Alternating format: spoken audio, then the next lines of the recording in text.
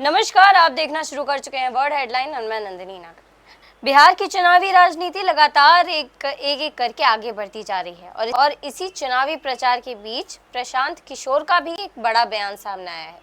उन्होंने cease fire के ऊपर एक बड़ा बयान दिया है, जिसमें उन्होंने कहा है कि भारत ये कहता है, विदेश मंत्री ये कहते हैं कि सीज फायर पाकिस्तान की मांग पर किया गया है, जबकि भारत की सेना ने सीज फायर की मांग नहीं की थी। तो फिर सीज फायर क्यों किया गया? क्योंकि पाकिस्तान को ये पता था कि वो जंग हार जाएंगे या फिर पाकिस्तान इस जंग में आगे लड़ नहीं पाएगा।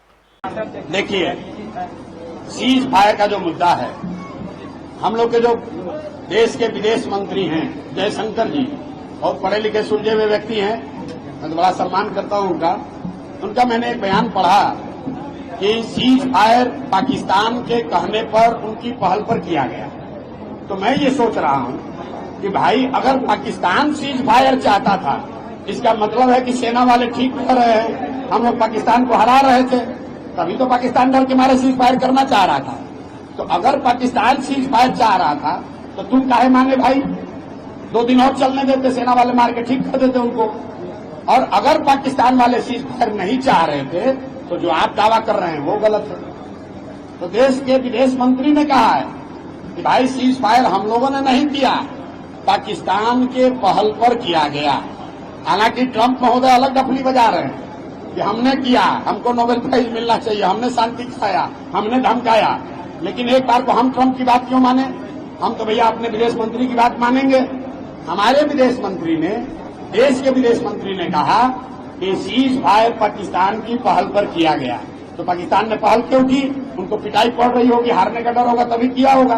तो भाई, यही तो सेना के लोग कह रहे हैं, देश के लोग भी कह रहे हैं कि जब लड़ाई थाम दी थी, आप सायरन बजवा के सबको प्रैक्टिस करवा दिए थे, पाकिस्तान बैकफुट पर था, सीज फायर करने के लिए आपको हाथ जोड़ रहा था, तो आप काहे सीज फायर किए और 4 दिन चलने देते? तो फिर अब सीज फायर कर लिए तो फिर आके जनता काहे बेवकूफ बना रहे हैं? आपके सामने है कि जो कह रहे हैं वो गलत कह रहे हैं। उसके बाद अब सिंधु का डिबिया बांटने से तो कुछ होगा नहीं। बहुत बहुत धन्यवाद। वहीं उत्तर प्रदेश की बात करें तो पूरे उत्तर प्रदेश में और साथ ही दिल्ली एनसीआर में भी मौसम ने एक बार फिर अपना रुख बदल लिया है और जगह जगह तेज आंधी और बारिश की भी खबरें सामने आ रही हैं। और अगर उत्तर प्रदेश और दिल्ली एनसीआर को छोड़ दें तो उड़ीसा, हरियाणा, मणिपुर और भी न जानी ऐसी कितनी जगहें हैं जहां बाढ़ तक के हालात बन गए हैं। उड़ीसा और मणिपुर में तो लोगों को इतनी मुश्किलों का सामना करना पड़ रहा है कि उनके घरों तक में तो पानी भर ही गया है। साथ ही लोगों को अपने दिन की आम ज़रूरतें पूरी करना भी मुश्किल हो रहा है।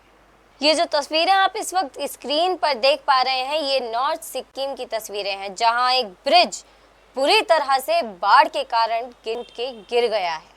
वहीं साथ ही आपको बताते चले कि आज दिल्ली की मुख्यमंत्री रेखा गुप्ता हरिद्वार गंगा स्नान के लिए गई हैं और गंगा स्नान के बाद उन्होंने मां गंगा की पूजा भी की।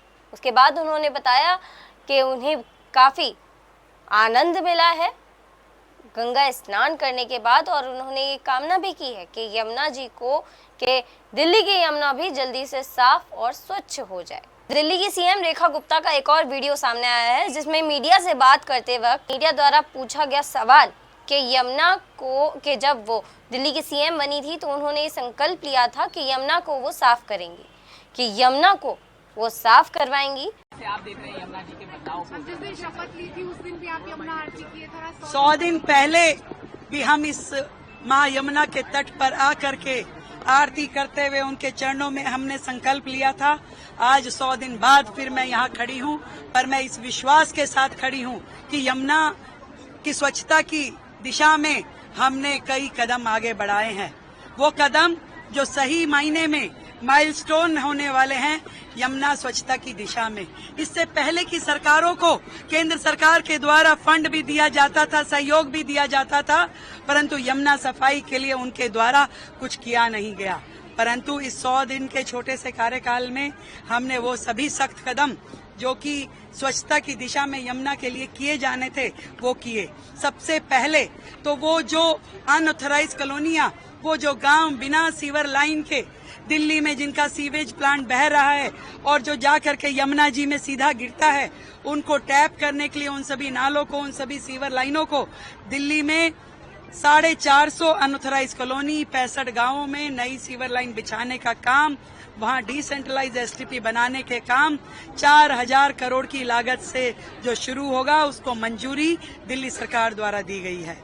इसी प्रकार जो 38 एसटीपीज वर्तमान में थे, जिसमें 22 कार्यरत नहीं थे, उसको भी दिल्ली सरकार ने उनका पुनरुद्धार करते हुए उनको ठीक करवाना, उनको रिवाइज करवाना, उस दिशा में काम किया है।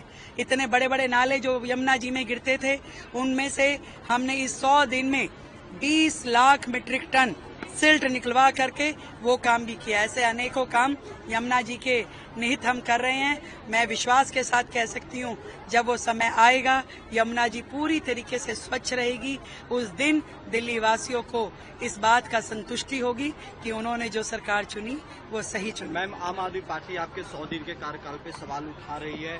आतिशी सामने आकर के उन्होंने पूरा डाटा दिया है कि हर मोर्चे पे बीजेपी की सरकार, रेखा गुप्ता की सरकार फेल है। देखिए, उस पार्टी के बारे में मैं क्या ही कहूँ। वो पार्टी विपक्ष की पार्टी है। जो वो सत्ता में थे तब भी विपक्ष में रहते थे, आज तो हैं ही विपक्ष में। तो विपक्ष का जिम्मेदारी होती है कि कुछ ना कुछ बोलते रहें। तो उनके बोलने से मैं ज्यादा उसकी तकलीफ नहीं मानती, परंतु मुझे ये मालूम है कि हमारी सरकार की नीति और नीयत दोनों स्पष्ट हैं, पूरी तरह से पारदर्शी है, ईमानदार है, और हमने जो इस मात्र 100 दिन के कार्यकाल में अपने कदम उठाए हैं वो सही दिशा में कार्यरत हैं। और इसलिए निश्चित रूप में विश्वास के साथ मैं कह सकती हूँ कि सरकार जो कार्य कर रही है दिल्ली के हित के लिए, विकसित दिल्ली के लिए कर रही है।